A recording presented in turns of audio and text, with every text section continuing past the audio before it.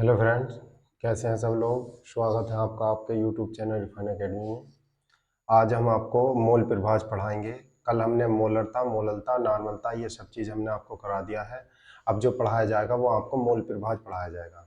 अब मोल प्रभाज में क्या क्या आता है और क्या क्या नहीं आ सकता वो हम आपको बताएंगे, ठीक है।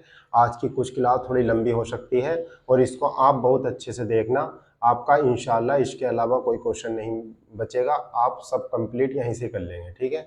और जो भी बच्चा हमारे पास ऑफलाइन आना चाहता है वो आ सकता है।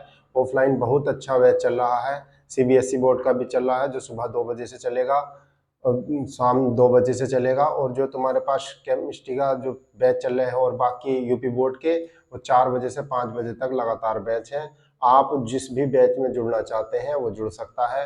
और जो हमारे पास तक नहीं आ सकता वो आराम से यूट्यूब पर देखे और अच्छे से नोट्स बनाए, और इससे बाहर आपको कुछ नहीं मिलेगा।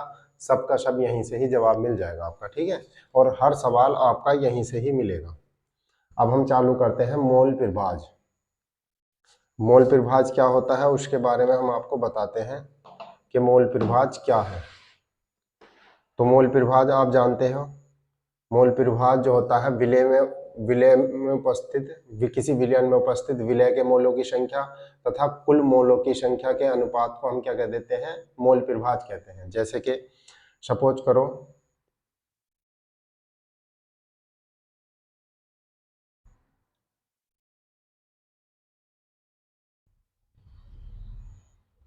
ये हमने कोई पात्र लिया बच्चे, और इसके अंदर क्या भरा हुआ है, इसके अंदर आपके पास 2 विलयन भरे हुए हैं। सपोज कर ए तो ये हो गया विलय पदार्थ और बी हो गया इसके अंदर विलायक पदार्थ, ठीक है। नहीं, यदि ए जो है मतलब कोई पात्र लिया, उसके अंदर हमने 2 विलयन भर दिए, जिसके अंदर ए तो हो गया विलय पदार्थ और बी हो गया विलायक पदार्थ, ठीक है। नहीं, क्योंकि विलायक पदार्थ के अंदर ही विलय पदार्थ घोला जाएगा, दोनों को मिलकर बना दिया ये विलयन। तो अब यदि विलय पदार्थ का मैं भार मानूं तो ये हो गया WA, ठीक है। और विलायक का भार कितना हो गया WB। तो हमें क्या निकालना है, मोल प्रभाज निकालना है। तो अगर मैं इसके मोलों की संख्या निकाल लूं तो मोलों की संख्या हो जाएगी कितनी, Na। अगर ए विलियन है तो उसके मोलों की संख्या कितनी हो जाएगी, Na। और बी विलियन है तो उसके मोलों की संख्या हो जाएगी Nb। और मोल आप जानते हैं, मोल बराबर क्या होता है, मोल बराबर होता है भार बटे में अणु भार, ठीक है। भार बटे में अणु भार, ये होते हैं आपका मोल। तो n बराबर क्या निकलता है तुम्हारे पास, W/m। समझ आ रही नहीं बात, n बराबर निकलता है। n बराबर क्या होता है, भार बटे में अणु भार। तो मोल प्रभाज, अब मोल प्रभाज को प्रदर्शित करते हैं हम XA से, क्योंकि यदि विलय पदार्थ के लिए निकालना तो हम XA लगा देंगे और विलायक पदार्थ के लिए निकालना तो हम क्या लगा देते हैं, XB।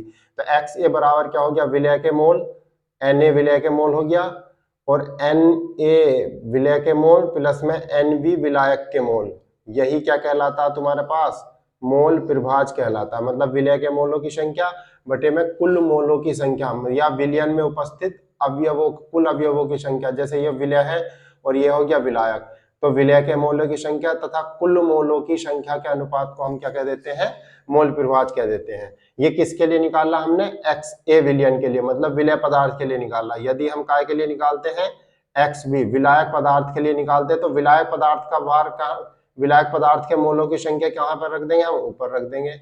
और कुल मोलों की संख्या तो क्या आएगी आपकी, नीचे ही आएगी, ठीक है। नहीं, तो इस बात से ये ध्यान रख लेना, जिस भी पदार्थ का मोल प्रभाज आपसे मालूम करे तो उसके मोलों की संख्या रख देंगे हम ऊपर, और बटे में जो रखेंगे उस विलयन में उपस्थित कुल मोलों की संख्या रखेंगे, बस ये ध्यान में रखना। और विलय तथा विलायक के मोलों की संख्या का जो योग होता है वो कितना होता है, 1 के बराबर। तो कितना हो गया, XA प्लस में कितना हो गया, XB, और इनका योग दोनों का कितना आता है, 1 आता है, ठीक है। नहीं, ये भी बात हम ध्यान में रखेंगे। ओके, तो ये बात ध्यान हो गई आपकी, तो समझ गए हो गए कि मोल प्रभाज क्या होता है। अब मैं इसको जरा साफ करके इसकी डेफिनेशन आपको अच्छे से लिखवा देता हूँ।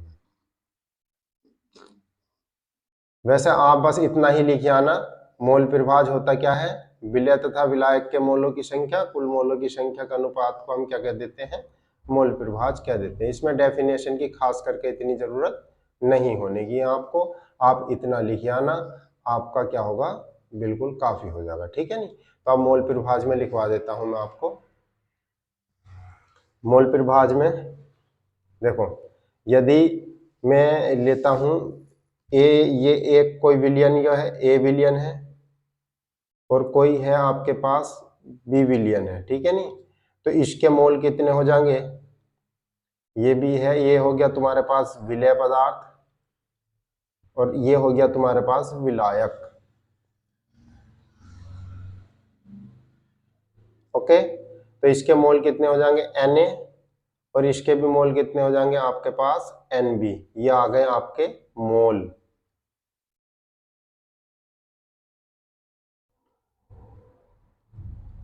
अब हमको क्या निकालना है, अब हमको निकालना है मोल प्रभाज। तो मोल प्रभाज क्या निकलेगा आपका, मोल प्रभाज। मोल प्रभाज किसके लिए बच्चे, XA के लिए। XA के लिए मोल प्रभाज जो निकालेंगे हम, तो Na अपॉन में Na प्लस में Nb। एक बात ये ध्यान रखेंगे,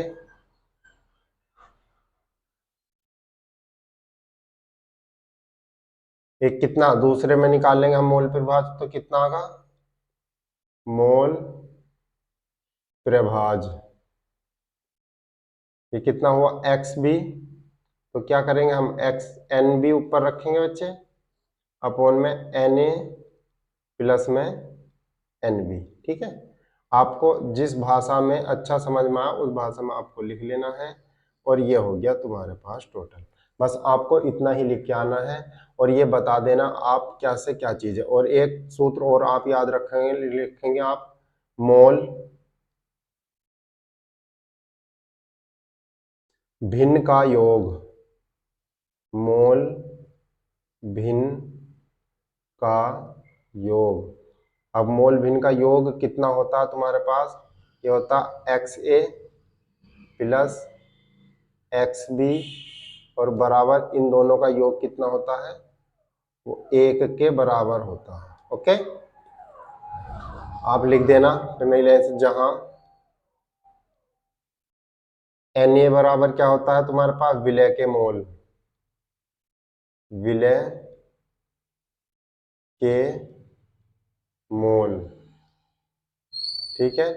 और Nb कहाँ पे क्या है आपके पास, विलायक के मोल, विलायक के मोल।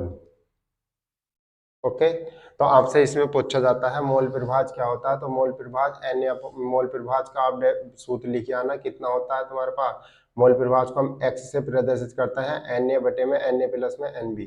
इसकी डेफिनेशन आपको लिखने की कोई खास करके जरूरत, मतलब डेफिनेशन ही यही डेफिनेशन है, इतना लिखे आना, बता देना Na क्या है विलय के मोल, Nb क्या है विलायक के मोल, ठीक है।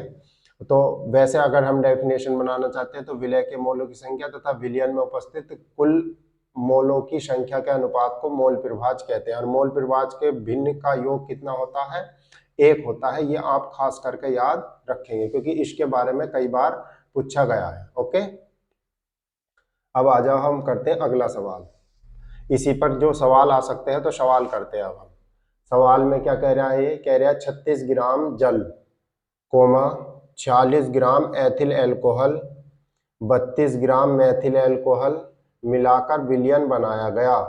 तो विलयन में सभी का अलग अलग मोल प्रभाज ज्ञात करो। ओके, कर देंगे मोल प्रभाज।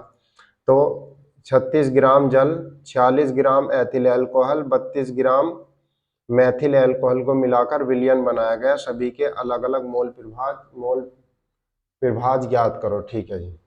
तो WA हम क्या करेंगे, W ये किसके लिए है, जल के लिए। कितना दे रखा, ये दे रखा आपको 36 ग्राम। तो इसका अणुभार कितना आ जाएगा, इसका अणुभार कितना आ जाएगा जल के लिए, जल के लिए अणुभार आ जाएगा आपका 18, ठीक है। हम जल का अणुभार यहाँ से निकाल लेंगे, H2O होता है हमारा अणुभार, तो 2 गुणा में हाइड्रोजन का 1 लगा देंगे, ऑक्सीजन का 16, दो ही हो गया, दो ही का ना दो, और ये हो गया 16, कितना हो गया 18 आ गया। ठीक है, तो हमने ये लिख दिया डायरेक्ट 18।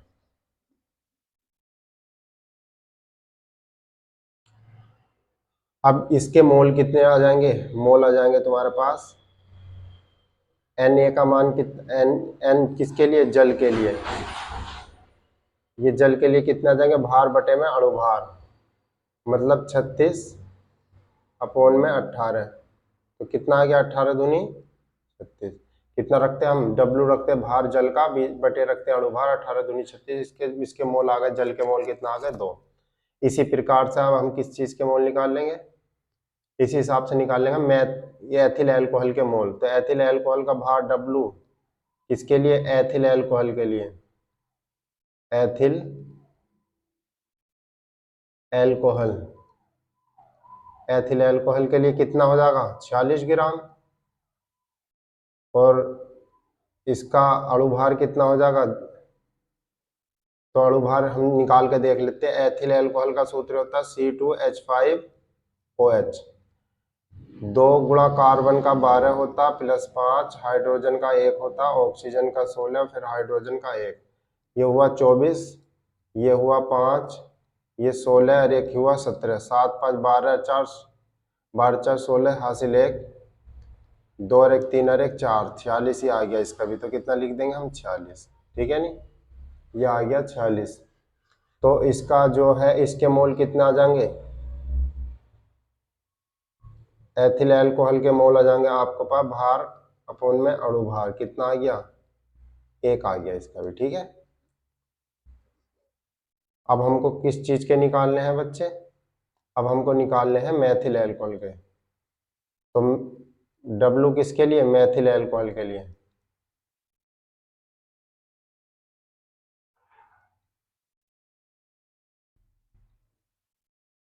और जब मैथिल एल्कोहल के लिए निकालने हैं, कितना है, 32। अब अणुभार निकालते हैं तो सूत्र होता है इसका CH3OH। देखो कार्बन का 12, 3 गुणा हाइड्रोजन का 1, ऑक्सीजन का 16 प्लस हाइड्रोजन का 1, तो ये 12 हुआ प्लस 3 प्लस 16 और 1 17, 16 1 17, 3 20, 10 30 और 2 32। तो इसका भी कितना आया आपके पास, 1 आ गया। तो अब हम इसको साफ कर देते हैं, कितना आया इसका, 1 आया। तो m का मान कितना निकला इसके लिए, इसके लिए m का मान भी कितना आया, 32। अब हम निकाल देंगे, अलग अलग क्या पूछ रहा है, मोल प्रभाज पूछ रहा है। ठीक है नी, तो x किसके लिए निकाल लेंगे हम, जल जल में निकाल लेंगे। तो कितना आ जाएगा, जल के मोल रखेंगे ऊपर, जल के मोल कितना है आपके पास, 2, कुल मोल रखेंगे नीचे, कुल मोल कितने हैं, 2 तो इसी के हो गए, एक ये इसका हुआ, और एक एक एथिल अल्कोहल का हुआ, एक मैथिल अल्कोहल का हुआ, टोटल कितना हुआ, 2, और बटे में कितना होया, 4। भाग करेंगे, 2 ही का ना 2, 2 दूनी 4। तो x जल के लिए कितना आ गया बच्चे, ये आ गया 0.5। ठीक है ना, तो अब हम इसको ये ब्रैकेट में बंद कर देंगे। ये आप इसी तरीके से सवाल करना जितने भी इसमें करें आएंगे। ठीक है, अब हम x का मान किसके लिए निकाल लेंगे, ये निकाल लेंगे एथिल एल्कोहल के लिए, याद रखेंगे। ठीक है नी, ये एथिल एल्कोहल लिख रहा, आप हिंदी में एथिल एल्कोहल अच्छे करके लिख लेना। तो अब क्या लिखा जाएगा, इसी के एथिल एल्कोहल के मोल ऊपर रखेंगे। अब नीचे हमको चाहिए कुल मोल, तो 2, 1 और 1। एक्स किसके लिए, एथिल एल्कोहल के लिए, तो कितना आ गया एथिल अल्कोहल के लिए, 1 2 और 1 3 और 1 4। ठीक है, अब हम इसी के लिए निकाल लेंगे, किसके लिए, मैथिल।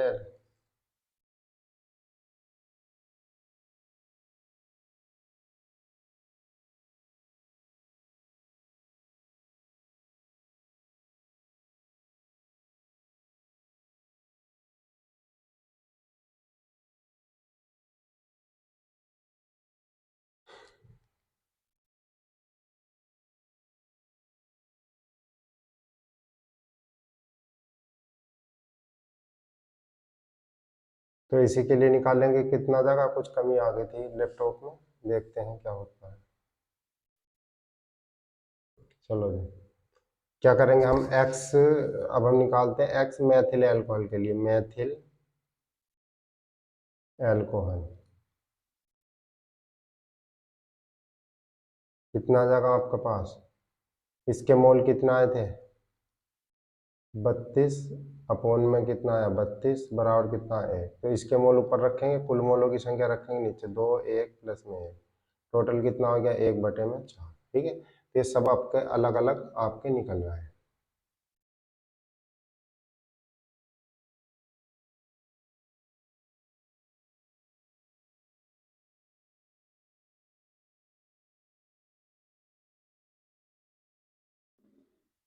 आप इस सभी सवाल को अच्छे करके आपके अपनी रफ कॉपी में बना लेना, और नोट्स आपके ऐसे के ऐसे ही आपके, आप अपने नोट्सों को ऐसे के ऐसे ही तैयार करते रहना।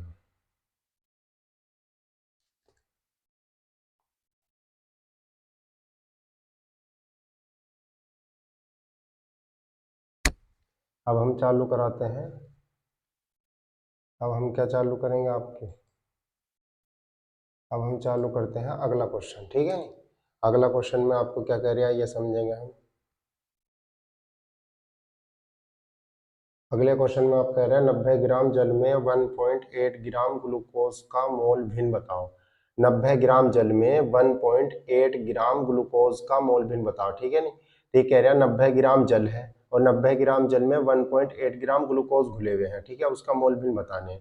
तो अगर हम कितना WB का मान निकालते हैं तो कितना बैठेगा आपका, WB किसके लिए, जल के लिए, बड़ा कौन सा है, जल है, तो जल के लिए कितना हो गया WB का मान 90 ग्राम। चलो जी ठीक है, 90 ग्राम लिख लेंगे हम।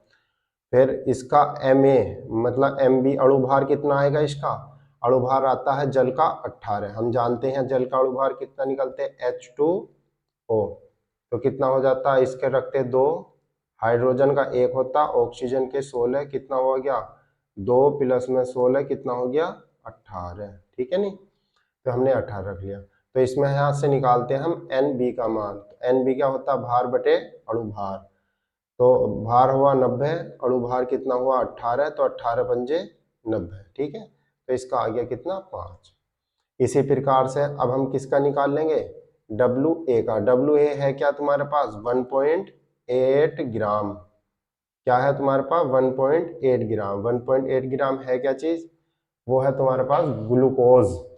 तो हम इसका निकाल लेंगे MA का मान, अणुभार। अब इसका ग्लूकोज का जो अणुभार आएगा वो कितना आएगा C6H12O6 होता है ग्लूकोज का सूत्र, 6 गुणा में लगा देंगे हम 12 कार्बन का होता है, 12 हाइड्रोजन का कितना 1 प्लस में 6 और 16 इसका होता है तुम्हारा ऑक्सीजन का 16। ठीक है, 12 छिंग हुए 72, ये बच्चे 12 हुआ, 16 छिंग 96,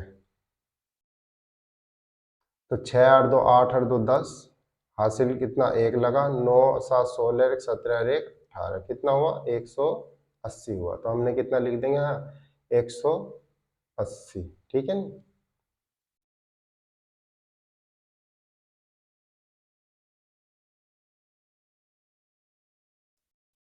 ये 1.8 ग्राम है, तो ये हुआ 180। अब यहाँ से निकालते हैं हम NA का मान। अब NA का मान कितना निकलेगा, भार बटे अणुभार, अब भार कितना है 1.8, अणुभार कितना आया आपका 180, पॉइंट हटाएंगे यहाँ से, 1 0 यहाँ पर बढ़ा देंगे। ओके, और काटा हमने 18 का ना 18, ये आ गया बच्चे नीचे 100, तो कितना आ गया 1/100।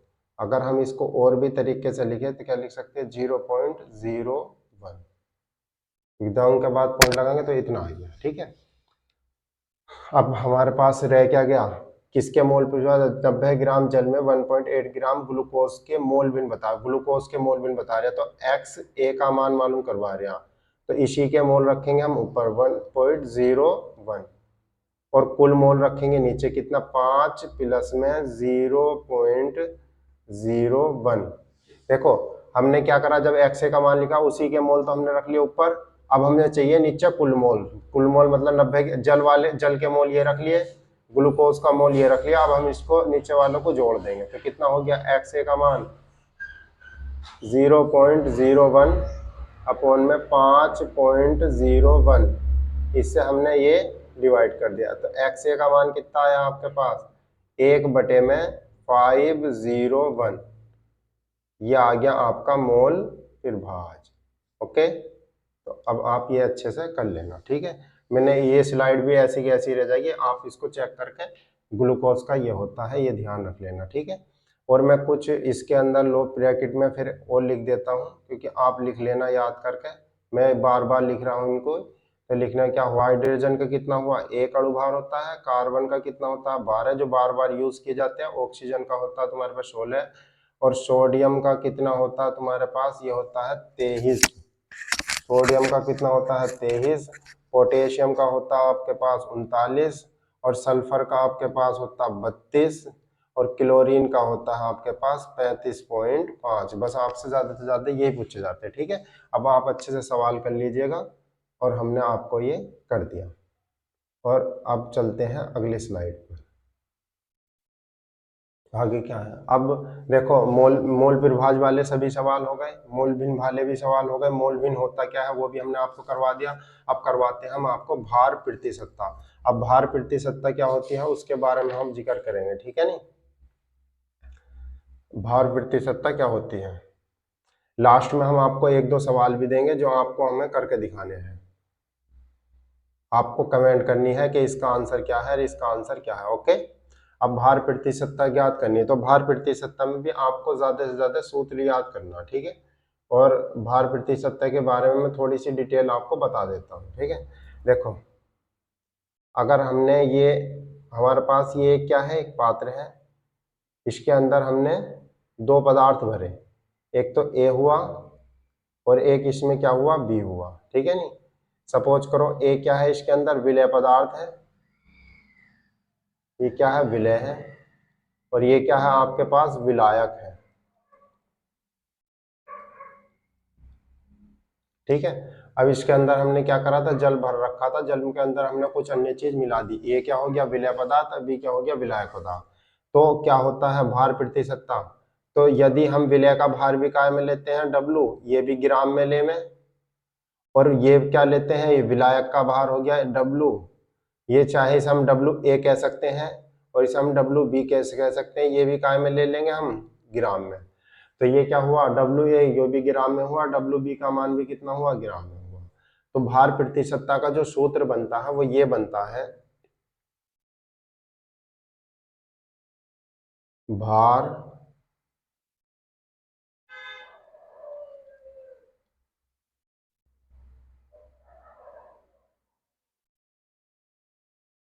भार प्रतिशतता बराबर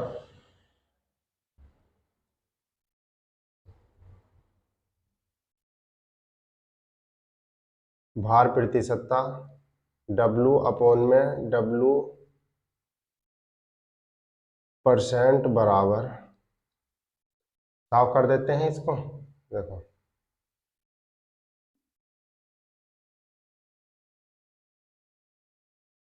डब्लू अपॉन में डब्लू प्रतिशत बराबर कितना होता है आपके पास, आपका ये होता है विलय का भार, मतलब डब्लू ए,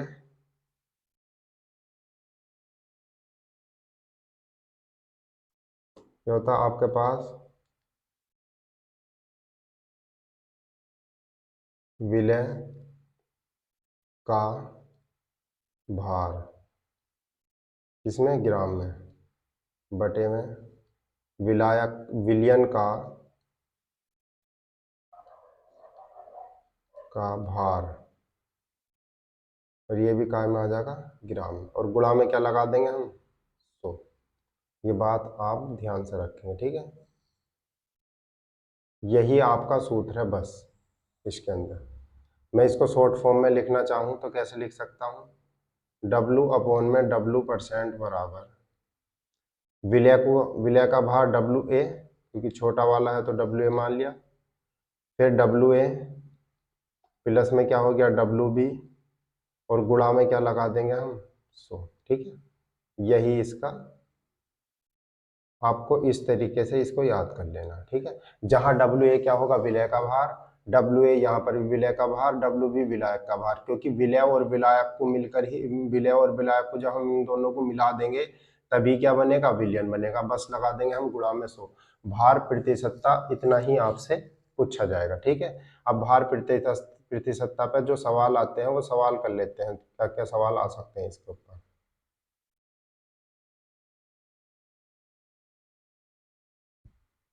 भार प्रतिशतता पे क्या क्या सवाल आ सकता है, अब देखो इसे समझेंगे हम। ये कहा है, कह रहा है 40 ग्राम NaOH को 40 ग्राम NaOH को 40 ग्राम NaOH को 160 ग्राम जल में घोला गया, भार प्रतिशत ज्ञात करो। ठीक है, चलो 40 ग्राम NaOH को 160 ग्राम जल में घोला गया, भार प्रतिशत ज्ञात करो। तो WA का मान कितना है आपके पास, 40 ग्राम, और WB का मान कितना है आपके पास, 160 ग्राम। जी ठीक है जी। अब हमको क्या निकालना, भार प्रतिशतता का, भार प्रतिशत। तो भार प्रतिशत क्या होता है, W अपॉन में W परसेंट हमको निकालना है। तो कितना लगा देंगे हम, WA, चलो जी, WA प्लस में WB और गुणा में 100, सूत्र लगा दिया हमने। WA का मान कितना, 40, और इसका कितना रखेंगे, WA का 40 और प्लस में 160 और गुणा में कितना कर देंगे हम, 100। तो कितना आ गया, 40 कौन में 200 और गुणा में कितना लगा देंगे हम, 100। 2 जीरो से ये 2 जीरो काट देंगे, कितना आ गया, 20 आ गया आपका, ठीक है। तो W अपॉन में W परसेंट बराबर कितना आ गया, 20%। लो जी, ये सवाल भी आपका हो गया, ठीक है। आप इसी तरीके से सवाल कर देंगे। तो अगला सवाल करते हैं। अगला सवाल में क्या कह रहे हैं, 50 ग्राम NaOH 200 ग्राम विलयन में घुला है। अब यहां पर बात समझो, देखो 50 ग्राम NaOH 200 ग्राम विलयन में घुला है। अब विलयन में क्या है, घुला है ऑलरेडी। अगर देखो बाल को विलयन आ जाए तो हमको क्या लगाना है, क्योंकि आप सवाल को समझो। उसके अंदर पिछले वाले सवाल में क्या कह रहा था, पिछले वाले सवाल में कह रहा था 40 ग्राम NaOH को 160 ग्राम जल में घोला गया, मगर अगले सवाल में क्या कह रहे हैं, 50 ग्राम सोडियम हाइड्रोक्साइड को 200 ग्राम विलयन, 50 ग्राम सोडियम हाइड्रोक्साइड 200 ग्राम विलयन में घुला है। मतलब इस समय आपके क्या है, विलयन में घुला है। तो हमको क्या निकालनी, भार प्रतिशतता निकालनी। चलो निकाल देंगे। तो भार प्रतिशत W अपॉन में W परसेंट, इसका मान कितना आ जाएगा। तो देखो WA का मान कितना दिखा रखा आपका, 50, और वो दिखा रखा ग्राम में, ठीक है जी। और अब ये टोटल विलियन दे रखा आपके पास, ये दे रखा आपको WA प्लस में WB का टोटल मान दे रखा है आपको 200 ग्राम, क्योंकि विलियन की बात आ जाए ना तो ये टोटल होता है आपके पास। क्योंकि हमारे सूत्र क्या है, विलय भार प्रतिशतता का, विलय का भार बटे में विलयन का भार और गुणा में 100, ठीक है नी। और ये लगा देंगे हम W अपॉन में W परसेंट बराबर, सही करके गौर से देखना, WA, चलो जी, अपॉन में WA प्लस में WB और गुणा में 100। अगर मैं आपको नहीं बताता तो आप क्या करते, 200 में को 50 जोड़ देते, जो आपका आंसर हो जाता गलत। 50 अपॉन में कितना रख देंगे हम, 200, और गुणा में क्या लगा देंगे हम, 100। जीरो, 2 जीरो से 2 जीरो काट लो, कितना आ गया बच्चे, ये आ गया 25, ठीक है। तो W अपॉन में W प्रतिशत कितना आ जाएगा, ये आ जाएगा आपका 25%।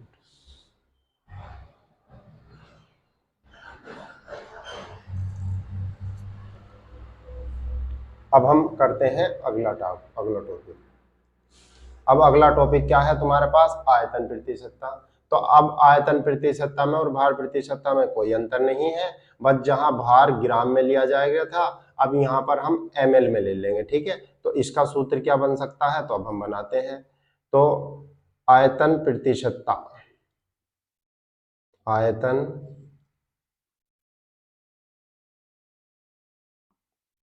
प्रतिशतता V अपॉन V परसेंट बराबर कितना आ जाएगा, ये आ जाएगा तुम्हारे पास VA अपॉन में VA प्लस में VB और गुणा में कितना लगा देंगे हम 100। इस बात से पता क्या चलता है, इस बात से पता चलता है कि विलय पदार्थ का आयतन, ठीक है, बटे में ये भी विलय पदार्थ का आयतन प्लस में विलायक का आयतन, क्योंकि यहाँ चाहिए क्या चाहिए, विलयन। तो इसे हम ऐसे भी बोल सकते हैं विलय का आयतन अपॉन में विलयन का आयतन और गुणा में क्या लगा देंगे हम 100, ठीक है नहीं। अब आपको बस इतना ही याद रख लेना है इसके अंदर। तो आयतन प्रतिशतता में सवाल करते हैं अब। ये लिखा 40 ml एथेनॉल को 250 ml जल में 40 ml एथेनॉल 220 ml जल में घुला है, एथेनॉल की आयतन प्रतिशतता ज्ञात करो। तो VA का मान कितना दिखा रखा आपको, आयतन 40 ml, ठीक है जी। और VB का मान कितना दिखा रखा आपको, 320 ml, ठीक है जी। क्या पूछ रहा है वो, आयतन प्रतिशतता ज्ञात करवा रहा, तो V अपॉन में V परसेंट का मान मालूम करवा रहा, तो कितना हो जाएगा आपके पास 40, ठीक है, अपॉन में 40 प्लस 320 और गुणा में कितना लगा देंगे हम 100। कितना आ गया 40, यह आ गया 360 और गुणा में कितना लगा देंगे हम 100। दो, एक जीरो से एक जीरो कट गया, 4 से काटते हैं 0, एक जीरो यो है यो बचा, और 4 नीम कितने होगा 36। कितना आ गया ये 100 बटे में 9। अगर हम कैलकुलेशन करेंगे 9 का ना 9, फिर 9 का ना 9, और ये इतने परसेंट आ जाएगा, ठीक है। तो कितना हो जाएगा V अपॉन में V% बराबर 11/11.11%।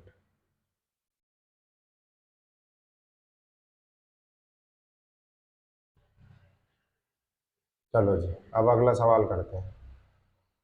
हम समझ सकते हैं कि आपके सवाल सही समझ में आ गया होगा ये।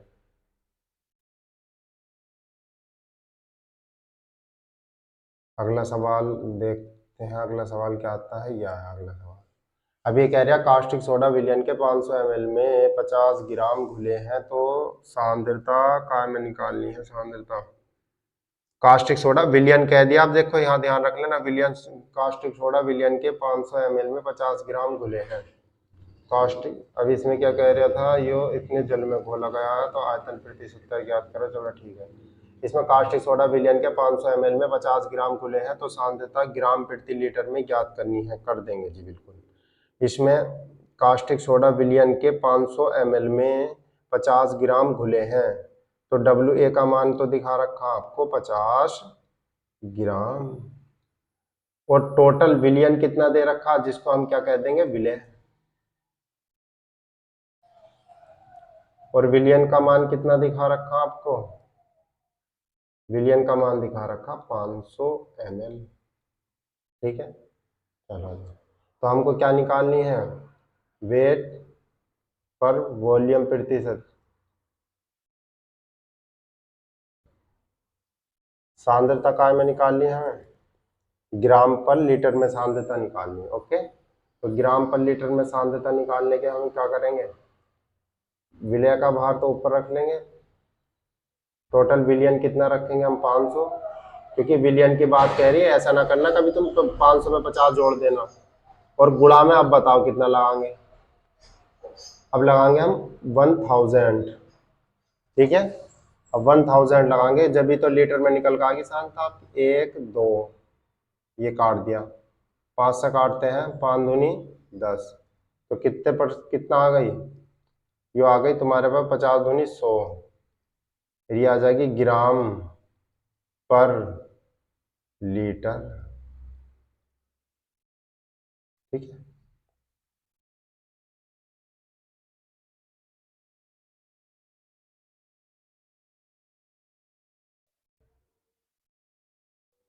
अगला सवाल देखते हैं, करिएगा आप इसको। 40 ग्राम NaCl को जल में घोलकर 500 ml विलयन बनाया गया। आयतन प्रतिशतता ज्ञात करो। 40 ग्राम NaCl को जल में घोलकर 500 ml विलयन बनाया गया। विलयन का भार प्रतिशतता ज्ञात करो। तो करते हैं हम। ये क्या हो गया तुम्हारे पास, विलय कितना दिखा रखा है, 40 ग्राम, और विलयन कितना है, विलयन कितना दिखा रखा भाई, विलयन दिखा रखा आपका 500 ml। ये भी बात सही है। आयतन प्रतिशतता ज्ञात करनी है। तो आयतन प्रतिशतता 40 ऊपर रखेंगे क्योंकि विलयन दिया हुआ 500 नीचे, और गुणा में कितना कर देंगे हम, 100। ठीक है नी, गुणा में कितना कर देंगे हम, 100। तो 500, ये 2 जीरो से ये 2 जीरो काट दो, और 5 से बचा ये 5, 5 अट्ठे 40, कितना आ गया,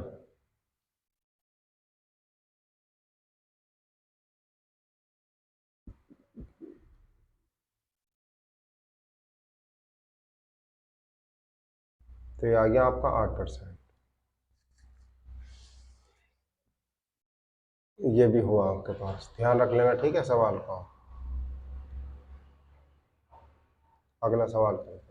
2 ml NaCl विलयन के 500 ml बनाने के लिए कितने ग्राम NaCl की आवश्यकता होगी। तो आपके क्या कर रखा, ये प्रतिशतता मात्रा दे रखी,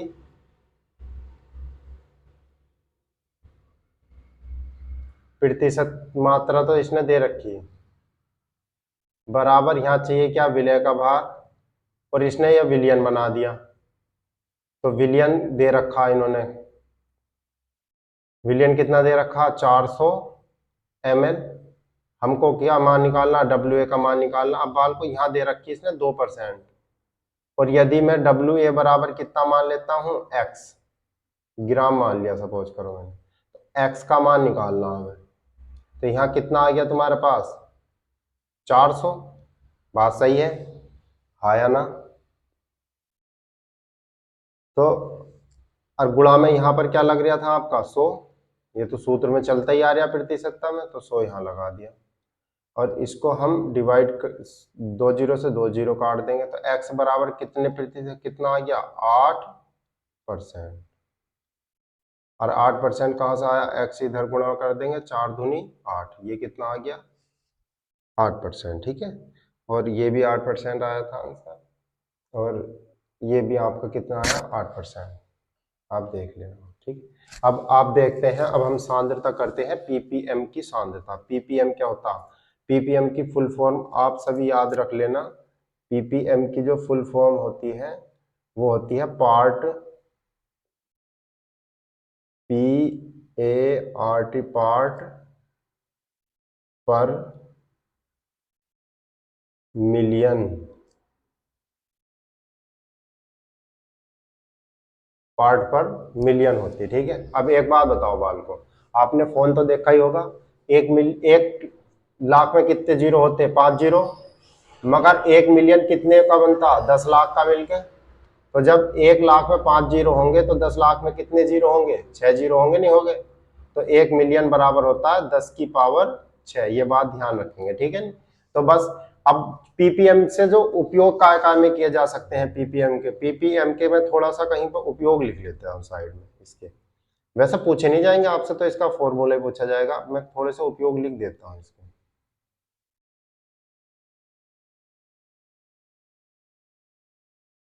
पीपीएम के उपयोग कहाँ कहाँ किए जा सकते हैं। तो पीपीएम का उपयोग एक तो होता है तुम्हारे पास, एक तो होता है यह है जल की कठोरता, जल की कठोरता मतलब TDS का पता लगाने में।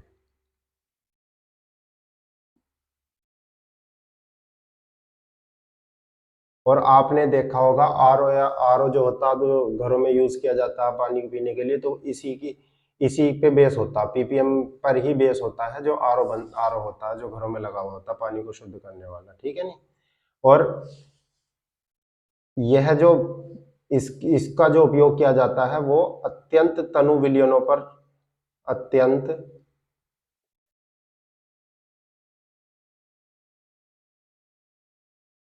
ये क्या होता है, अधिक तनु विलयनों पर, अधिक तनु विलयनों पर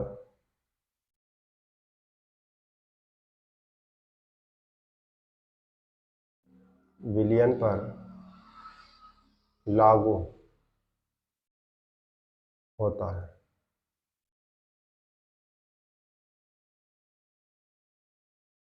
वायु प्रदूषण का पता भी इसी के द्वारा लगता है। वायु प्रदूषण का पता, वायु प्रदूषण का पता लगाने में भी किसका उपयोग किया जाता है, इसका उपयोग। वैसे आप बस इतनी बात याद रख लेना, इस पे से क्वेश्चन कम बनता है, मगर जो है वो अपना याद पता होना चाहिए कि किस किस में इसका उपयोग किया जाता है।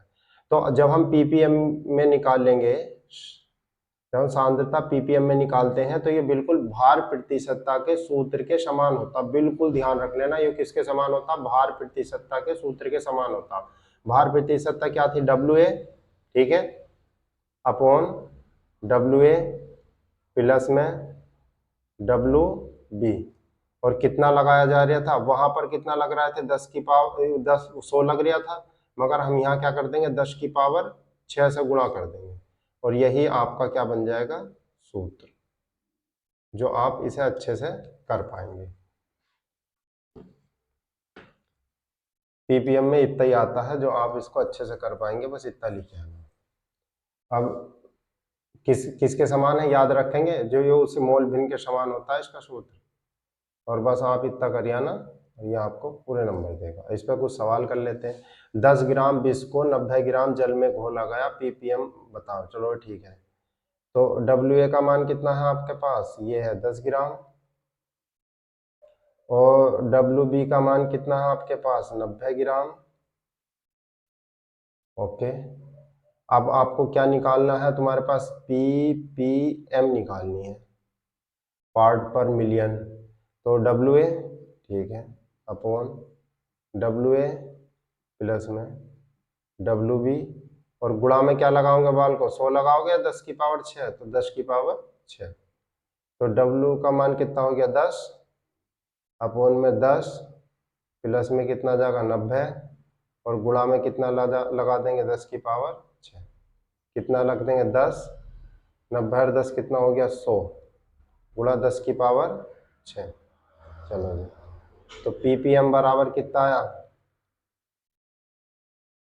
कितना आया, ये 10, देखो अब हम इस पे 10 पे कुछ भी ना, तो ये कितना लिखा है, ऐसे तो लिख रहा है, ये 10 लिख रहा है, गुणा में कितना लिखा है, 10 की पावर 6 अपॉन 100।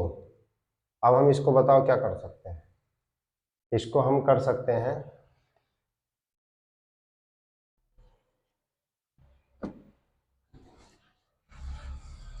देखो एक जीरो से एक जीरो काट दो, कट गया, अब नीचे क्या बचा, 10, और ऊपर लिख रहा है 10 की पावर 6, तो आंसर कितना आ जाएगा, पीपीएम।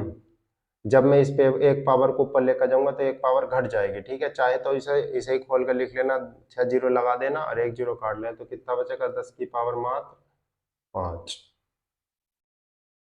तो आपका आंसर आ गया 10 की पावर 5, ये इतना ही होगा, ठीक है। अब अगला क्वेश्चन करेंगे, 500 ग्राम टूथपेस्ट में, चलो ठीक है, 500 ग्राम टूथपेस्ट में 0.2 ग्राम फ्लोराइड है, तो विलयन की सांद्रता पीपीएम में ज्ञात करो, ठीक है जी।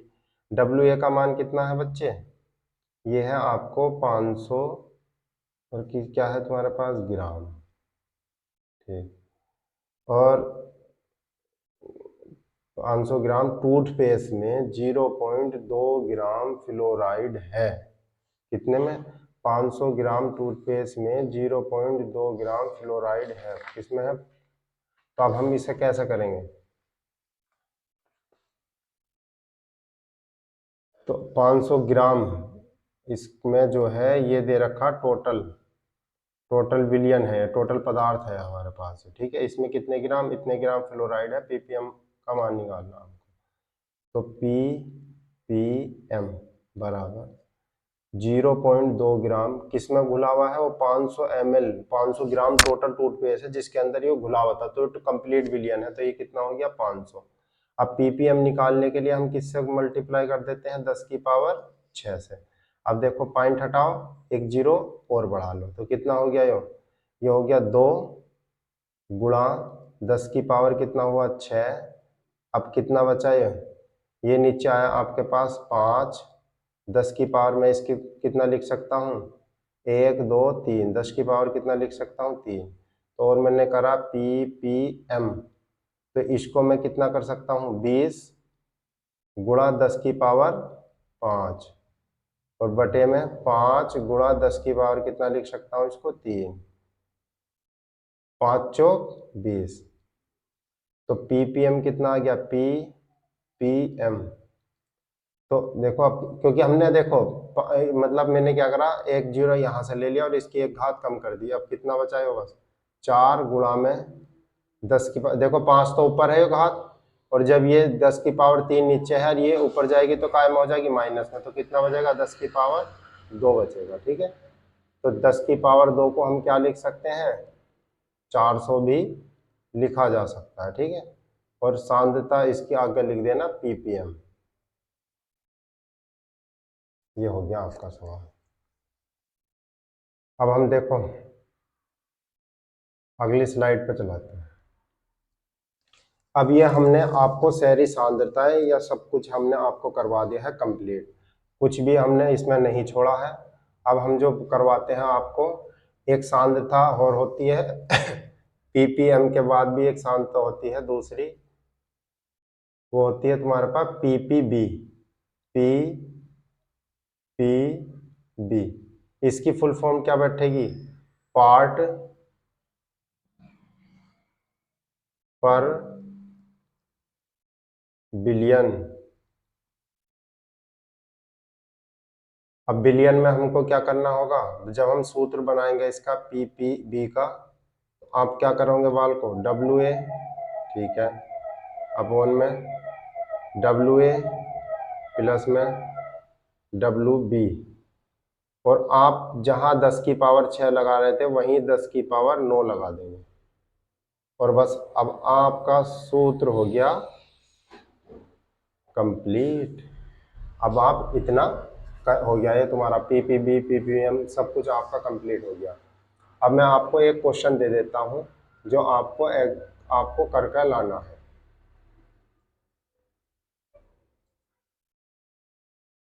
देखो अब मैं एक क्वेश्चन देता हूं आपको प्यारा सा, जो आपको इसका जो जवाब देना, आपको कमेंट में इसका जवाब देना है, बहुत अच्छे तरीके से इसका कमेंट में जवाब देना है। और मैं एक अच्छा सा आपको क्वेश्चन देता हूं, और ये बात हकीकत है, सभी बच्चों को देना है कि इसका जवाब क्या आएगा क्या नहीं आने का, ठीक है नहीं। बहुत प्यारा सा सवाल है, मोल प्रभाज का या मोल भिन्न का सवाल है, ऐसा मानिएगा आप। यह है आपका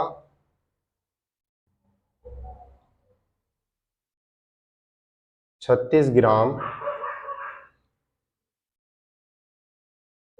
जल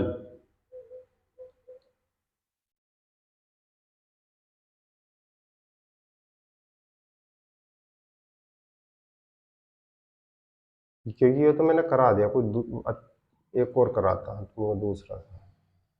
इसका सवाल का जवाब निकालना, 20%, ये 20% दिखा रखा, 20%, 20% भार से C2H6O2, जिसको बोलते हैं हम एथाइलिन ग्लाइकोल के जलीय विलयन में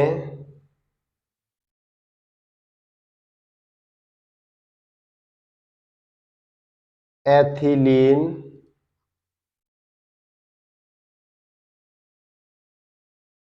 ग्लाइकोल के मोल भिन्न बताओ। अगर आप हमारी शुरू से लास्ट तक की वीडियो देख रहे हैं तो आपको ये बात बिल्कुल पता होगी कि हमने कहना क्या चाहा, क्योंकि ये 20 ग्राम भार कितना है, 20% भार से C2H6O2 एथाइलिन ग्लाइकोल के मोल भिन्न का मान ज्ञात करो। तो इसका मतलब यो है कि 20 ग्राम तो इसमें है एथाइलिन ग्लाइकोल और जो बाकी बचा 80 है तुम्हारे पास जल, मगर किसके मोल भिन्न बताने, मात्र आपको एथाइलिन ग्लाइकोल के। और कमेंट में इसका जवाब देना है, जो सही जवाब देगा हम उसकी कमेंट वापस भी करेंगे। और आपको हमारी मेहनत अच्छी लग रही हो तो आपको सब्सक्राइब करने में कुछ नहीं जा रहा, आप सब्सक्राइब करो और लाइक जरूर कर दीजिएगा, ठीक है। सब्सक्राइब और लाइक करिएगा और आप आराम से अच्छे करके पढ़िएगा, इंशाल्लाह आपके बहुत अच्छे नंबर आएंगे। धन्यवाद।